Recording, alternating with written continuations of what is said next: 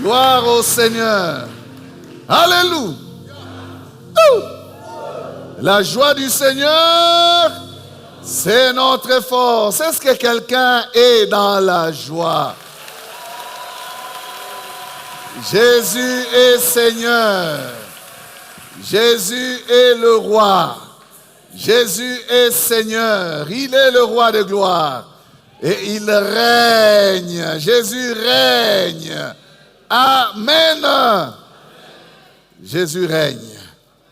Ce matin, il est assis sur son trône et il règne. Amen. Apocalypse chapitre 22, verset 20.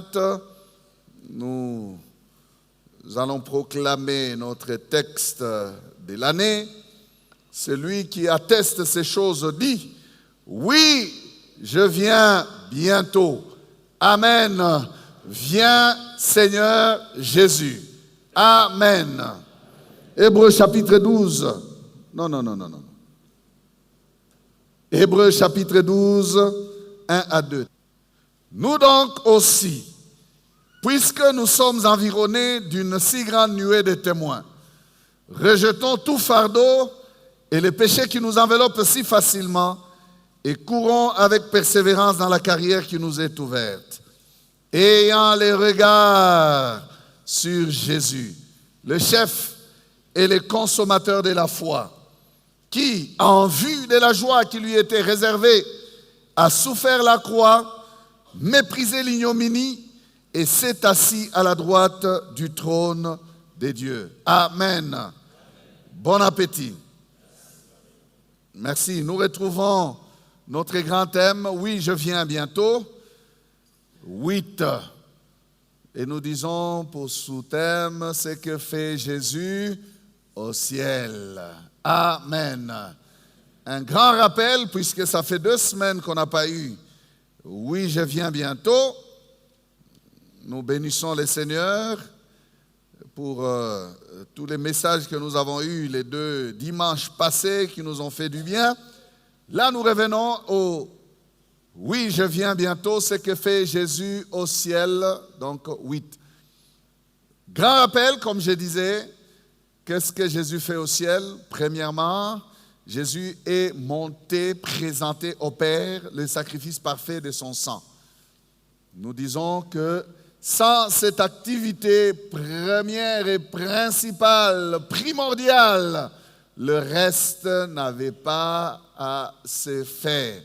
Parce qu'il fallait d'abord que l'offrande soit présentée. C'était le but pour lequel Dieu l'avait envoyé dans ce monde. Amen. Il est venu pour mourir pour nous. Donner sa vie. C'est nécessaire de comprendre cela. Deuxième activité que Jésus fait au ciel, il a reçu du Père le Saint-Esprit qu'il a répandu sur la terre. Et nous le vivons, nous le voyons parce que nous avons l'Esprit en nous. Amen. Troisième activité, Jésus est en train de nous préparer une place. J'ai dit est en train de nous préparer parce que cette activité ne s'achève pas. Elle est continue, continuelle.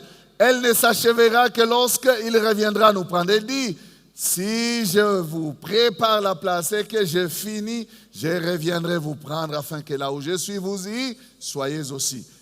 On est ensemble? Ça, c'est la troisième activité. Quatrième activité, Jésus est assis à la droite de Dieu. Nous avons dit que s'asseoir, ce n'est pas seulement le fait de s'asseoir pour se reposer, non. Jésus est assis, ça veut dire que Jésus règne. Il est assis où? Sur le trône. Et là, il y a un certain nombre de choses qui le fait. Parce qu'il règne, il est sur le trône. Il a le pouvoir. Il dirige, il commande. C'est lui qui tient les registres. Alléluia. Il tient les registres des affaires du royaume. Le gouvernement céleste lui est remis. Parce que la domination repose sur son épaule. Amen. Il est assis à la droite de Dieu. Souvenez-vous, la droite, position d'autorité. La droite, là où on a confiance, là où on a espoir, là où on a tout. C'est mon bras droit. Donc, je suis en train de rafraîchir la mémoire de quelqu'un. 5e activité, Jésus intercède pour nous. Qui accusera les élus de Dieu? Qui les condamnera? Christ est assis à la droite de Dieu et il fait quoi? Il intercède pour nous. J'insistais là, pour nous, pour nous. Merci Seigneur parce que tu nous portes dans ton cœur.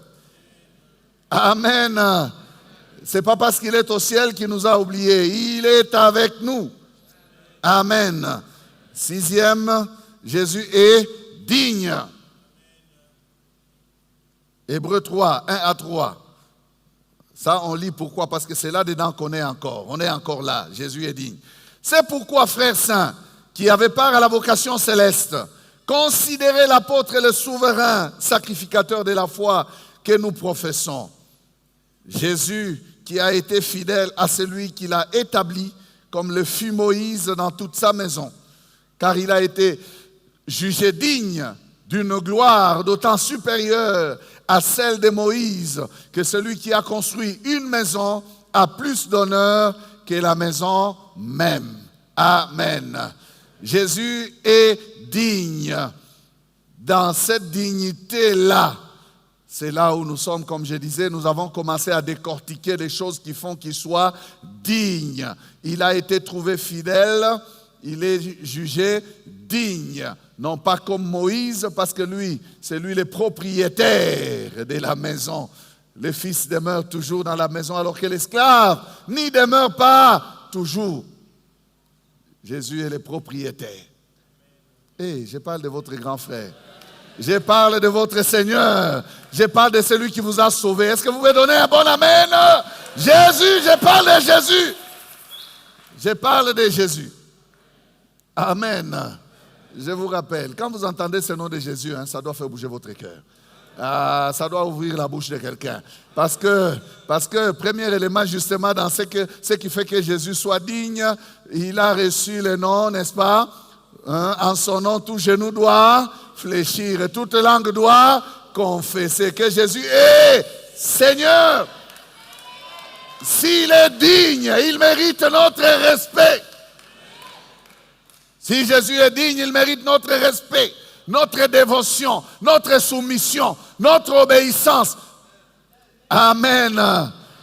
Il faut connaître cet homme, Jésus. Il faut connaître cet homme, Jésus. Amen. Nous devons le connaître. Et ces choses sont importantes, intéressantes. Je le dis souvent, les gens pensent que la vie chrétienne, c'est venir seulement demander des choses à Dieu. Non. C'est une vie d'intimité, une vie de transformation. On prend la nature divine, on la vit. Et vous ne pouvez pas vivre avec quelqu'un que vous ne connaissez pas. Il faut les côtoyer pour les connaître. Donc il faut être des disciples, il faut s'asseoir et apprendre la nature de Christ. Qui est Christ? Non, mais ces choses ici, les pasteurs, ces choses-ci, on ne comprend pas ces choses. Il est toujours dans, Jésus est assis à la droite de Dieu, Jésus est assis. Oui, nos yeux, nos regards doivent être élevés vers qui? Jésus. Le contempler lui et le connaître, nous laisser inonder de sa personne. Amen. Des choses qui font qu'il soit digne. Donc première chose, tout genou fléchi et toute langue confesse que Jésus est Seigneur. On en a parlé. Deuxième chose, nous avons dit que Jésus est digne de recevoir. Jésus est digne de recevoir. Jésus est digne de recevoir. Qu'est-ce qui fait que Jésus soit digne de recevoir? C'est parce qu'il n'y a que Jésus qui a satisfait le Père. C'est parce qu'il n'y a que Jésus qui a fait pleinement la volonté de son Père. Jésus a été envoyé. Et Jésus étant l'agneau immolé, nous lisons ça. Apocalypse 5, 12, il disait d'une voix forte, l'agneau qui a été immolé est digne de recevoir. Vous voyez ce qui fait que Jésus soit digne, hein? Pas seulement digne, mais digne de recevoir. Parce qu'il a été immolé, il est digne de recevoir quoi? La puissance, la richesse, la sagesse, la force, l'honneur, la gloire et la louange. c'est bien d'acclamer, parce qu'il est digne de recevoir ça. Il est digne de recevoir ça. Alléluia. Par le travail accompli, Jésus assis sur le trône est digne de recevoir. Ça veut dire qu'il y a un certain nombre de choses que nous avons lues ici qui accompagnent sa position. Dieu qui l'a élevé lui octroie ces choses qui font que son règne soit le règne digne du Fils de Dieu. Parce que sans ces choses, comme nous allons commencer aujourd'hui à les décortiquer une après une autre, vous comprendrez que réellement, elles accompagnent celui qui est assis, elles accompagnent celui qui règne. Amen. Et nous ne devons jamais oublier que tout ceci est devenu possible suite à son obéissance, suite au don de sa personne. C'est comme ça que jusque dans les cieux, parce que nous l'avons dit, ce qui se passe dans l'Apocalypse 5 se passe au ciel. Jean est monté et il voit ce qu'il y a. L'agneau qui est au ciel est vu comme immolé. Le travail accompli, c'est lui qui lui octroie les bénéfices de sa position. S'il avait échoué d'accomplir son œuvre, il n'allait pas se retrouver là-bas non plus. Amen. C'est comme ça qu'on dit l'agneau qui est immolé est digne. L'agneau immolé est digne. Ce n'est pas un agneau mort, non, l'agneau vivant, mais il porte les résultats de son travail. Est-ce que quelqu'un me comprend très bien? Amen.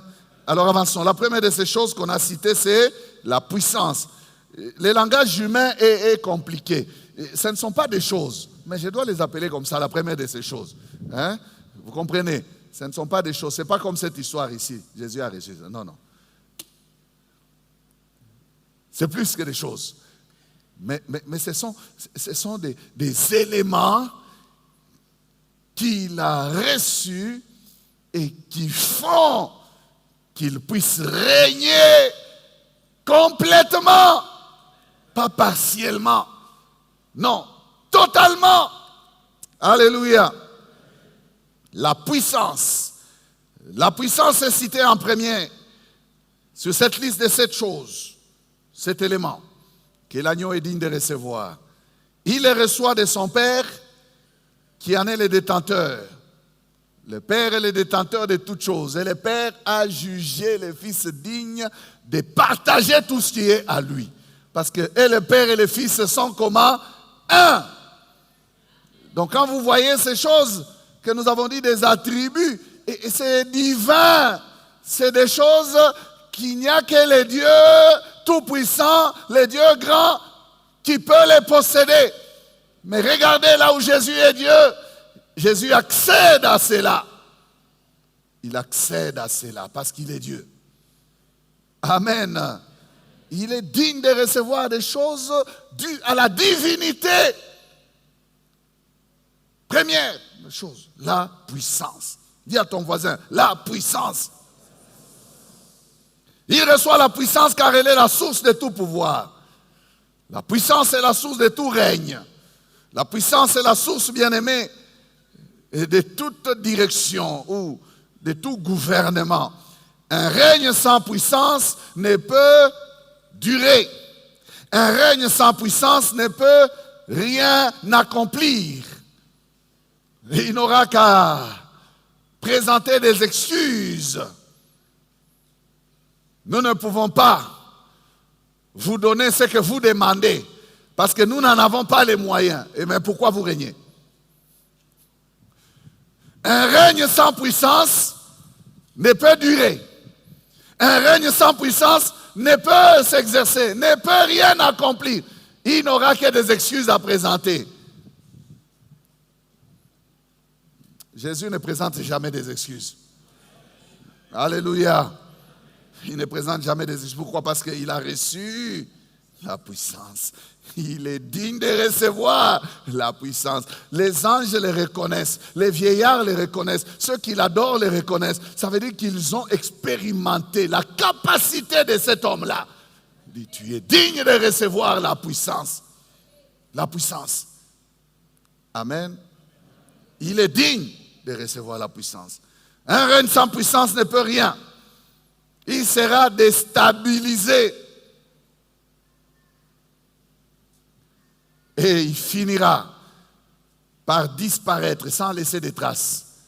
C'est pour ça que les puissants de la terre cherchent à s'armer, à s'équiper pour avoir les moyens de régner.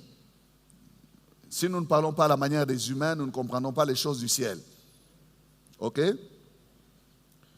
Pouvons-nous seulement ou simplement imaginer, bien-aimés, toute la concentration de puissance que Christ a pour qu'il règne sur tout l'univers? Imaginons tout simplement cela. Quand il disait à ses disciples, je vais m'en aller, il vous envoyait les saints, ils ont dit, c'est alors que tu rétabliras Israël. Il parlait du rétablissement. Ils ont aussi parlé du rétablissement de toutes choses. Quel pouvoir a Christ bien-aimé? Parce que c'est par lui que le renouvellement de toutes choses va s'opérer. Et s'opère. C'est un dégagement de puissance que vous ne pouvez pas imaginer. Nous ne pouvons pas imaginer. Toute la création entière souffre et attend. On dit qu'elle souffre les douleurs de l'enfantement. Et elle attend la révélation des fils de Dieu. Et qui donnera ce point de départ-là de la révélation des fils de Dieu? Qui déclenchera ce mouvement bien-aimé de renouvellement, de rétablissement de toutes choses? C'est Jésus. Je suis en train de vous demander tout simplement d'imaginer, d'imaginer le degré de puissance qui est en Christ. Il est puissant. Jésus est puissant et il est tout puissant. Il est digne d'avoir cette puissance parce que sa mission est aussi une mission qui nécessite la puissance. Il est le seul qui soit digne d'être puissant. Nous avons d'autres personnes qui sont puissantes. Nous avons par exemple le diable qui est puissant. Mais le diable n'est pas tout puissant. Et comme vous pouvez le savoir, vous qui lisez bien votre Bible, le diable a usurpé la puissance qui était sur l'homme. Il a usurpé au jardin d'Éden l'autorité, le pouvoir, la gloire. Il a pris ce qui était sur l'homme. C'est pourquoi il peut parler, il dit, car elle m'a été donnée. Ce n'est pas Dieu qui la lui a donnée. Dieu ne peut pas donner au diable quelque chose. C'est l'homme, dans sa distraction, qui a vendu son droit de naître sur la création. L'homme avait la mission de dominer. Et Dieu lui a dit, dominez, multipliez, remplissez, cultivez, gardez. La mission de l'homme. Quand le diable est venu, il a pris, il a récupéré. Mais le diable n'est pas digne. Regardez ce qu'il en fait. Que fait-il de la puissance qui lui est donnée, le diable? Il fait le mal. Le voleur ne vient que pour voler, détruire, égorger. Voilà une catégorie de personnes qui ne sont pas dignes d'avoir la puissance. Les diables. Les diables. Le païen n'est pas digne d'avoir la puissance. Et c'est pour cela que souvent, les païens ne reçoivent pas la puissance de Dieu. Les païens reçoivent la puissance du diable. Les païens désirent la puissance du diable. Ils côtoient les diables pour qu'il soit puissant. Et que fait-il de cette puissance qu'il lui donne? Il opprime son frère. Il opprime son semblable. Il maltraite les hommes. Il domine avec méchanceté. Il n'est pas digne de recevoir la puissance. Mais regardez le Fils de l'homme. Le Fils de l'homme est digne de recevoir la puissance. Le Fils de l'homme était sur la terre, il était puissant. Attention, Jésus est le même hier, aujourd'hui et éternellement. Mais comme il est digne de recevoir la puissance, même quand il était limité dans ses prérogatives, alors qu'il avait le pouvoir, la capacité de déstabiliser son semblable, Jésus n'a jamais déstabilisé son semblable. Pourquoi? Parce que c'est le seul qui est digne de recevoir la puissance. Ça veut dire ceci, c'est le seul qui est capable d'exercer la puissance, d'utiliser la puissance à bon escient. Le seul qui est capable de vivre avec la puissance convenablement. Alléluia. Alors il y a une autre catégorie qui est capable de vivre avec la puissance, c'est les nés de nouveau, les enfants de Dieu, ce qu'on appelle les chrétiens. La puissance de Dieu est à notre disposition. Ton Dieu ordonne que tu sois puissant. Alléluia. Non pas que tu sois puissant pour détruire les autres, non. Quand les fils de Zébédée ont demandé la puissance pour faire descendre le feu du ciel, Jésus leur a stoppé court. Il a dit, vous ne savez pas de quel esprit vous êtes animés. Donc le Saint-Esprit qui nous donne la puissance, ce n'est pas pour détruire nos ennemis. Ce n'est pas pour écraser nos semblables. Non. Est-ce que je parle à quelqu'un? Comment vous êtes calme comme ça? Soyez. Alléluia. La puissance que Dieu te donne, mon frère, ce n'est pas pour détruire. C'est pour édifier. C'est pour bâtir. C'est pour construire. Amen. La puissance, c'est quoi? Il est question de la puissance ce matin. La puissance, c'est quoi? La puissance, de façon simple, bien aimée, selon les dicos, les dictionnaires, c'est la capacité d'agir, d'influencer, de produire un effet. Produire un effet. Boum, quelque chose se passe. Et la puissance s'est dégagée. Produire un effet. Et même d'imposer sa volonté. Ça, c'est selon les dictionnaires. Mais maintenant, de manière surnaturelle, spirituellement parlant. La puissance est la capacité surnaturelle que Dieu a pour agir et accomplir sa volonté. Créer, agir, bénir, élever, visiter. Tout ce que Dieu fait, il le fait par le moyen de sa puissance. Donc, c'est un pouvoir d'exécution que Dieu détient. Et son agent d'exécution, c'est qui? C'est le Saint-Esprit. C'est pour cela que tous ceux-là qui ont agi en lieu et place de Dieu l'ont fait par les moyens de l'Esprit de Dieu. Même dans l'Ancien Testament, les hommes que Dieu mettait à part, l'Esprit de l'Éternel saisit Jacaziel.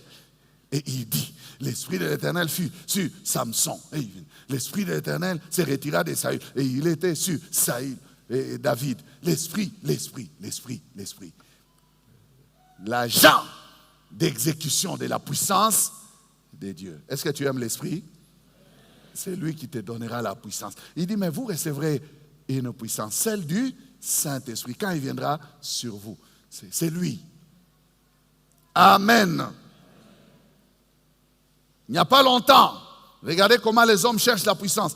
Un chef d'État européen a déclaré ceci, que dans le monde, ou dans ce monde, pour être respecté, pour être craint, il faut être puissant. Peut-être que vous avez, si vous suivez bien les infos, vous avez suivi cet homme.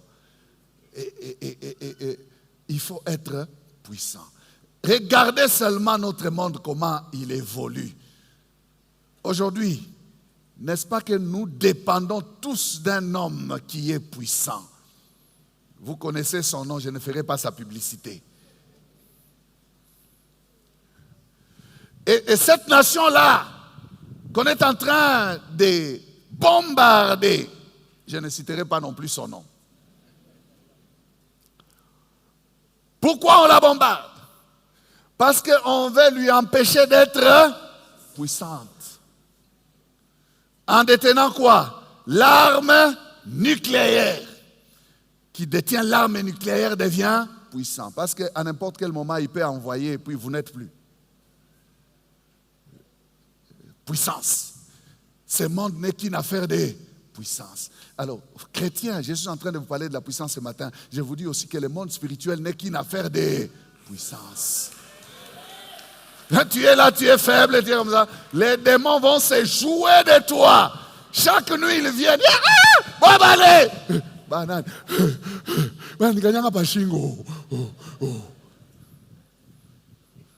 Ton Dieu ordonne que tu sois puissant. Si ton grand frère est puissant, toi aussi tu dois être puissant. J'ai cité que nous sommes parmi la catégorie des personnes qui gèrent bien la puissance. Nous les chrétiens, Dieu a mis sa puissance à notre disposition.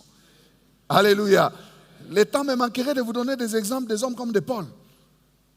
Amen. Des hommes comme de Paul, qui sont de la nouvelle alliance ici. Des hommes comme de Philippe, qui ont fermé la bouche à des magiciens. Mais ce n'est pas ces blagues qu'on entend aujourd'hui où un catcheur va faire danser un pasteur, parce que c'est n'importe quoi ça. Les diables. Non. Frère, il faut être puissant. Tu veux dormir tranquillement, il faut être puissant. Tu veux marcher tranquillement, il faut être puissant. Alors, pour les nations, la puissance consiste à s'équiper outre mesure, à s'armer, c'est surarmer. C'est celui qui a la plus grande armée qui est respecté. C'est ce que l'autre voulait dire. Il faut injecter des milliards dans les armes pour qu'on soit respecté. Là, on parle des hard power. Hard power.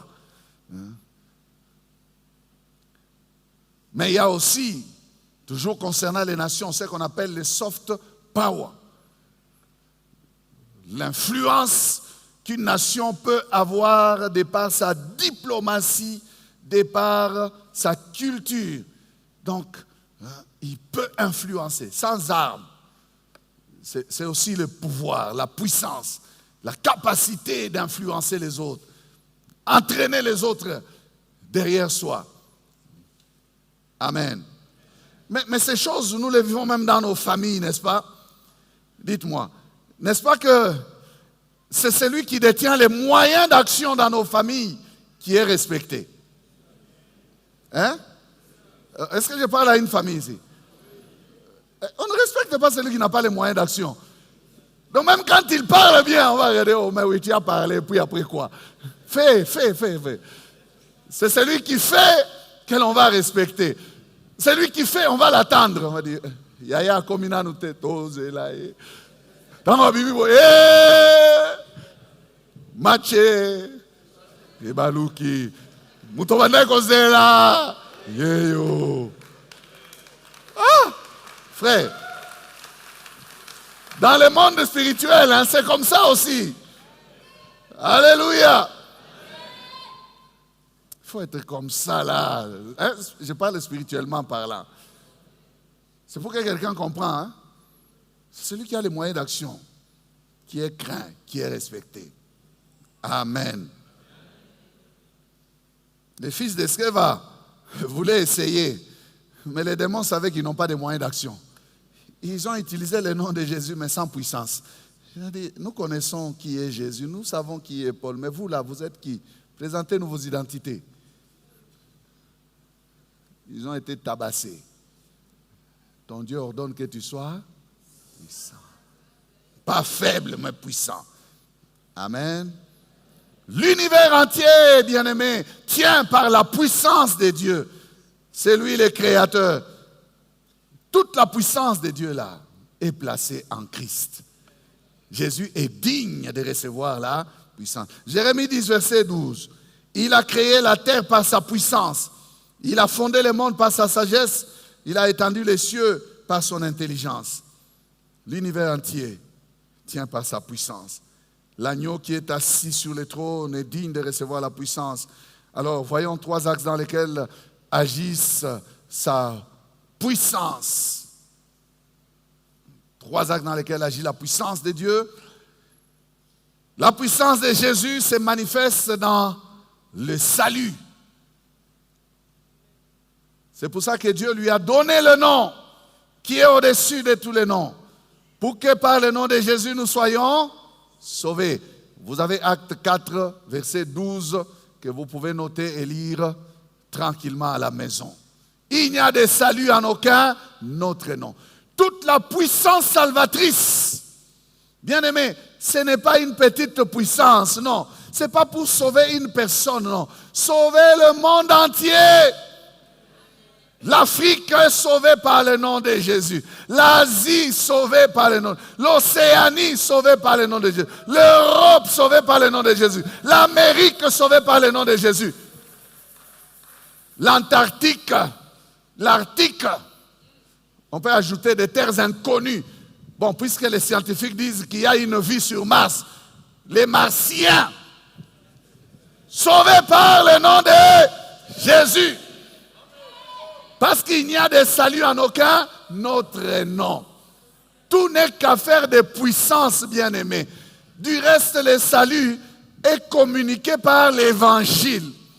L'évangile lui-même, par définition, c'est la puissance de Dieu pour le salut de quiconque croit. Vous lisez bien votre Bible, hein? L'évangile, c'est quoi? Ce n'est pas les blabla que nous disons ici. Celui qui croit dans ces choses, la puissance de Dieu les touche. La puissance de Dieu l'amène à fléchir les genoux devant Jésus. Parce que l'évangile, c'est la puissance de Dieu pour le salut. Donc le message de l'évangile, c'est la puissance. On n'a pas besoin de chercher la puissance.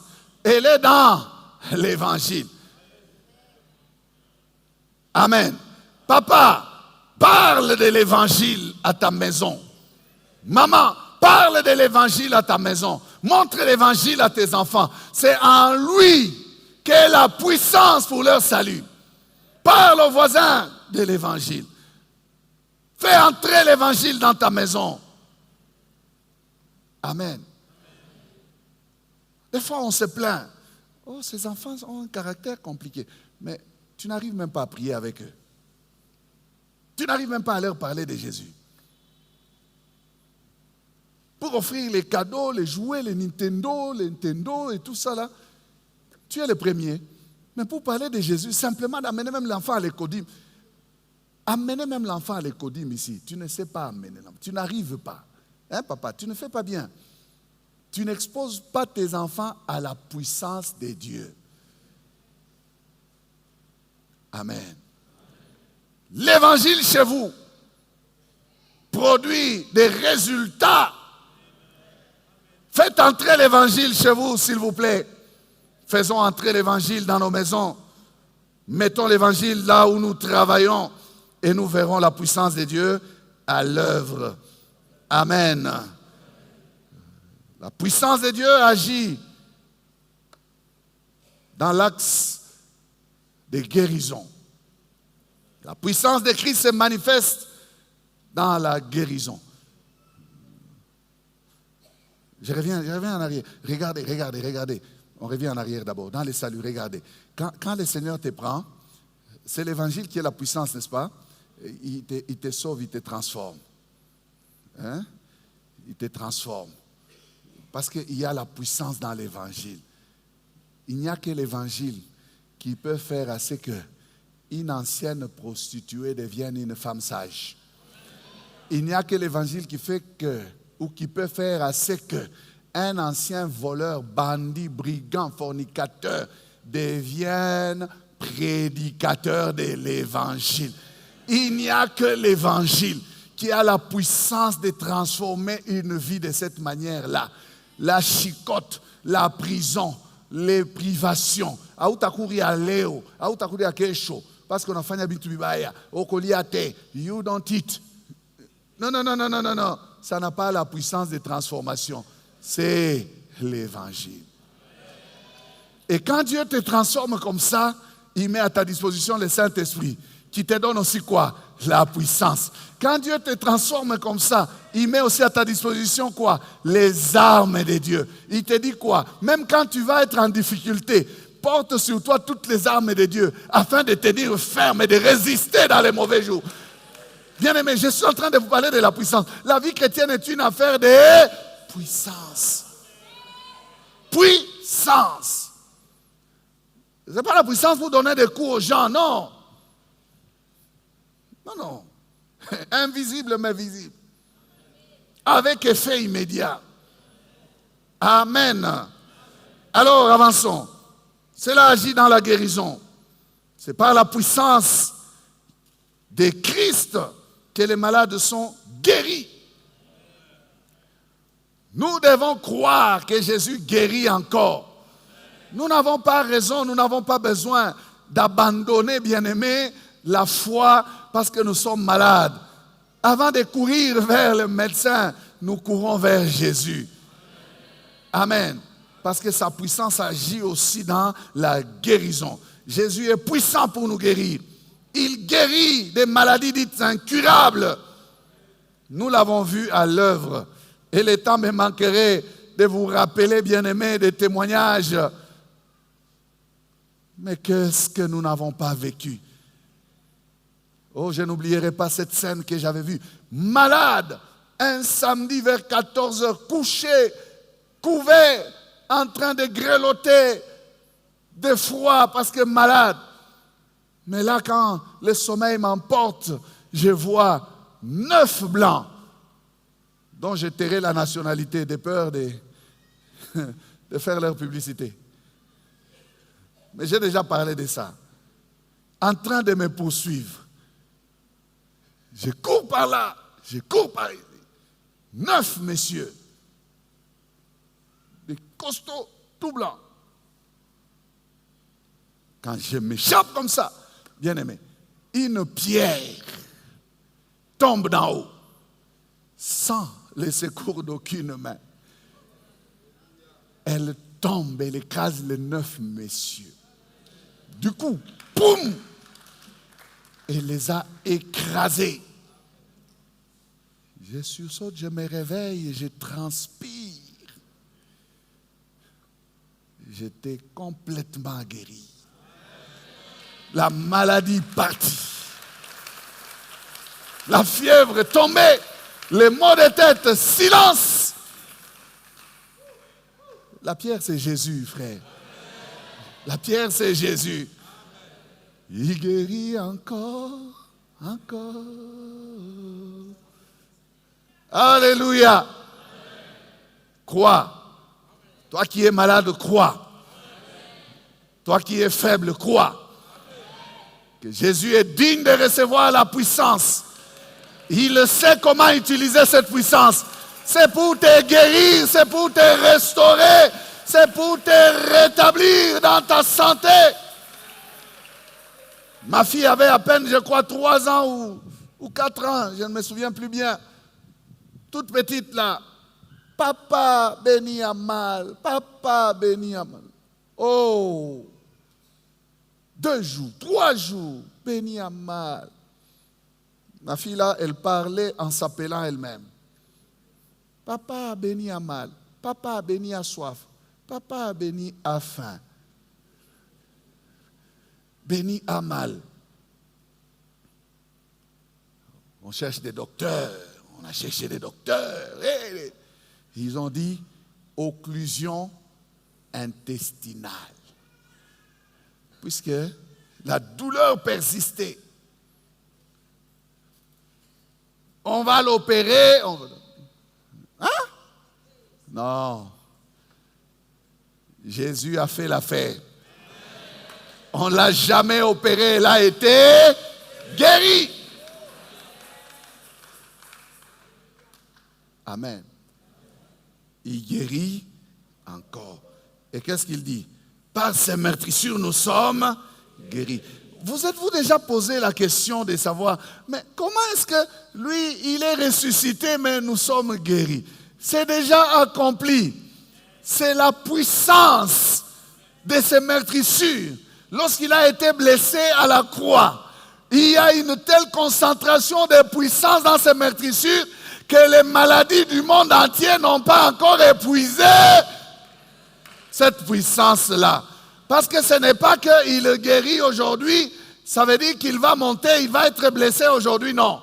Quand il te guérit aujourd'hui, pour lui, c'est déjà fait depuis 2000 ans. C'est en vertu de cette puissance-là qui a été déclenchée il y a 2000 ans que nous sommes guéris aujourd'hui. Pouvez-vous vous imaginer cela? Je vous ai dit ça dans mon introduction. Imaginez-vous seulement quelle concentration de puissance il y a en Jésus. Quelle concentration de puissance. Dernier axe. Tout ce que nous disons là, vous le savez. Vous les connaissez, donc je n'ai pas besoin d'étendre. Cette puissance agit dans la délivrance. Il est venu libérer les captifs. Lorsqu'il nous sauve, il nous transporte des ténèbres à son admirable lumière. On n'a pas besoin d'expliquer la lumière. On n'a pas besoin d'appeler la lumière la puissance des lumières. On appelle la puissance des ténèbres parce que les ténèbres ont besoin d'être définies. Mais la puissance de Dieu n'a pas besoin d'être définie. Quand elle vient, elle efface ce qui était là. Est-ce que quelqu'un me suit très bien? On ne veut pas dire la puissance des lumières. Non. Allume seulement, tu vas voir. Elle chasse les ténèbres. La puissance qu'il y a dans le nom de Jésus chasse les ténèbres, délivre les captifs, libère les opprimés. Il a fait sur cette terre quand il marchait, il a dit, vous savez comment Dieu a oint de Saint-Esprit et de force Jésus-Christ de Nazareth qui allait de lieu en lieu, guérissant tous ceux qui étaient sous l'empire du diable. Il allait de lieu en lieu faisant du bien et guérissant tous ceux qui étaient sous l'empire du diable, ou sous l'emprise, sous la domination du diable. Il délivre encore aujourd'hui. Amen. Mets Jésus dans ta maison, maman. Il y a une maladie, il y a des situations compliquées. Oh, la maladie fait des tours, un enfant après un autre. J'amène celui-ci cette semaine à l'hôpital, la semaine prochaine j'amène celui-là. Après celui-là, j'amène celui-là. Et puis c'est le tout dernier. Et puis c'est l'aîné qui commence. Non. Tu as le nom de Jésus. Tu as le nom de Jésus. Amen. Jésus nous donne un principe. Mais avant de vous donner le principe, disons d'abord Deutéronome 4. Écoutez comment il parle. Deutéronome 4, verset 34. Fut-il jamais un Dieu qui essaya de venir prendre à lui une nation du milieu d'une nation? De venir prendre à lui une nation du milieu d'une nation. Par des épreuves, des signes, des miracles et des combats. À main forte et à bras étendus. Et avec des prodiges, des terreurs, comme l'a fait pour vous l'Éternel votre Dieu en Égypte et sous vos yeux. Amen. Y a-t-il un petit Dieu qui a fait ça? Il n'y en a aucun. Il n'y a que le Dieu vivant, le Dieu d'Israël qui a fait cela. Il n'y a que Jésus-Christ de Nazareth qui a été capable de venir, bien-aimé, nous chercher dans le royaume des ténèbres et nous sortir de là, nous transporter pour nous amener avec lui, sous les yeux du diable.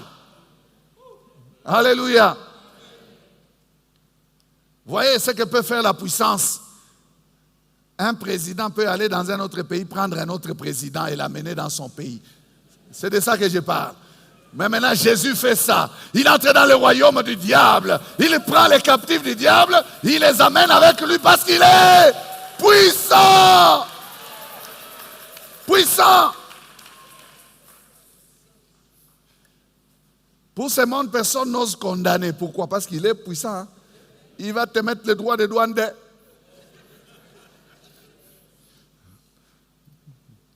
Mais si nous comprenons la puissance de Jésus, oh, j'aime comment Paul parle. Il dit, nous devons les servir avec crainte et tremblement. Amen. Pharaon n'écoute pas la diplomatie. Pharaon n'écoute que le langage des forces. By fire, by power. By fire, by force. Hein? Les anglophones, vous êtes là? C'est par le feu et par la force. Il y a certaines personnes, il n'y a que ces méthodes-là qui vont marcher. Et le principe que Jésus nous donne, Matthieu 12, 29, il dit ceci. Ou comment quelqu'un peut-il entrer dans la maison d'un homme fort et piller ses biens sans avoir auparavant lié cet homme fort? alors seulement il pillera sa maison. Vous voyez la puissance?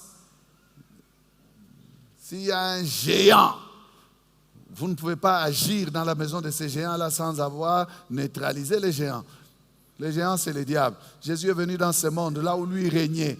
Il dominait sur tous ceux qui avaient la peur de la mort. Mais Jésus l'a dépouillé. Il a dominé, maté. Il a écrasé sa tête. Et puis, il a pris maintenant tout ce qu'il retenait captif. C'est comme ça qu'il nous a transportés avec lui. Amen. Alors, j'ai dit à quelqu'un, fais entrer Jésus dans ta famille. Il va neutraliser l'homme fort. L'homme fort qui dérange ta famille, qui dérange votre famille, qui dérange vos frères, sœurs, cousins, cousines. Il y a des familles où on vous dit, aucune fille ne se marie. Mariage à l'église, aucun mariage. Il y a des familles où on vous dit, aucun garçon n'émerge. Aucun ne peut avoir le diplôme d'université. Comment sortir de telles situations? Je te présente Jésus. Comment libérer les familles? Je te présente Jésus. Sa puissance agit dans cet axe-là. L'axe où la sorcellerie s'impose, Jésus vient régler. L'axe où la malédiction domine, Jésus vient régler, mon frère. Je te parle de Jésus. Je ne te parle pas de négociation. Non, le diable n'écoute pas la négociation, le langage de « Oh, Eskabakunda Motolu ». Non, non, non, je te dis souvent ça. Hein? Il faut lui résister. Lui résister. Lui tenir tête. Combattre. Parce que Dieu a mis à ta disposition les armes avec lesquelles nous combattons. Elles sont spirituelles, surnaturelles. Elles sont puissantes, vous entendez, par la vertu de Dieu. Donc elles ont en elles la puissance de Dieu. Amen. Faisons asseoir Jésus chez nous. Il va nous délivrer des crises de finances. Combien de gens les finances sont sous la main du diable? Ce n'est pas qu'il touche à l'argent. Il touche à l'argent, mais il perd l'intelligence. Il ne sait quoi faire avec. Il n'évolue pas. Il tourne en rond. Comme Papa Gaston aime dire, il rompt point. Ako rompt point. Ah, les lingala, toko rompt point. Tu tournes en rond. La puissance de Jésus peut te sortir de là. Dis à ton voisin, ce matin, il est question de la puissance de Jésus. Il est digne de recevoir la puissance pour nous servir. Il est digne de recevoir la puissance pour nous sauver. Digne de recevoir la puissance pour nous libérer, pour nous délivrer, pour nous permettre, bien-aimés, de vivre une vie de liberté totale. Amen. En conclusion, j'ai dit la puissance de Jésus agit dans tous les domaines. On n'a pas le temps de dire tous les domaines ici. C'est elle qui nous garde fidèles. Vous savez que si Jésus n'était pas puissant, le diable serait en train de nous prendre de sa main tout le temps. Il veut jouer avec nous, il nous prend. Non, le salut a une sécurité. Mon Père qui me les a donnés est plus grand que tous. Personne ne me les ravira de ma main. Nous sommes en sécurité dans la main du Seigneur. Amen. C'est parce que Jésus est puissant qu'il peut nous protéger. Que 1000 tombent à ta droite, 10 000 à ta gauche. Tu ne seras pas atteint. De tes yeux, tu regarderas la rétribution des méchants. C'est parce que Jésus est puissant que lorsqu'il nous bénit, nous pouvons toucher à notre bénédiction. Sinon, les voleurs vont prendre. Mais la puissance de Jésus fait que ce qui est à toi finit par te parvenir. Alléluia. Quand il a envoyé un ange vers Daniel, l'ange a été résisté par le prince de Perse. Mais il a envoyé Michael. Oh, l'armée de Dieu combat pour nous. Il n'y a aucune bénédiction qui ne pourra pas être la sienne et que tu ne vas pas saisir. Non, parce que Jésus est puissant. Ce qui est à toi est à toi. Ce qui est à toi doit te parvenir. Tu n'as pas besoin d'empoisonner quelqu'un. Non. ta place à toi, c'est ta place. S'il a décidé de t'élever, il va t'élever. Et personne ne va te diminuer, te descendre. Parce qu'il est puissant. L'élévation vient de l'Éternel. Si sa main te tient, personne ne va te rabaisser. Alléluia. Lèvons-nous. Nous allons élever celui qui est tout puissant. Alléluia. Oh, on me combat. Oh, on m'accuse. Oh, on me fait ceci. Confie-toi dans la puissance de Jésus. Il est digne de recevoir la puissance.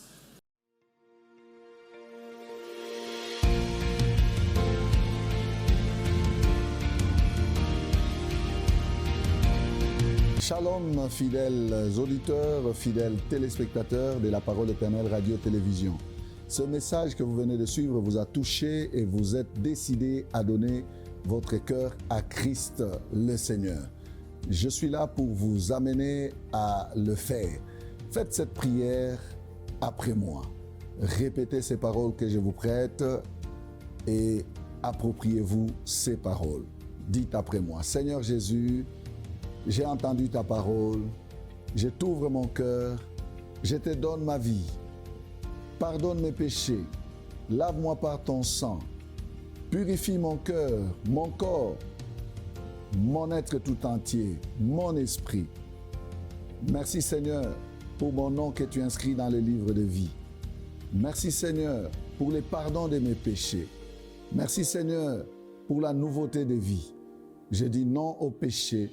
Je dis non au monde, je dis non à Satan le diable. Je t'accepte toi, Seigneur Jésus-Christ, comme mon Seigneur et mon Sauveur, dès maintenant et à jamais. Merci pour la vie éternelle. Merci Seigneur Jésus. Amen. Vous êtes devenus enfants de Dieu, selon Jean 1, 12. À tous ceux qui l'ont reçu, il a donné le pouvoir de devenir enfants de Dieu. Marchez dans la crainte de Dieu, cherchez une église où la parole de Dieu est proclamée. Contactez-nous à nos numéros et nous sommes là pour vous aider. Que Dieu vous bénisse. Shalom.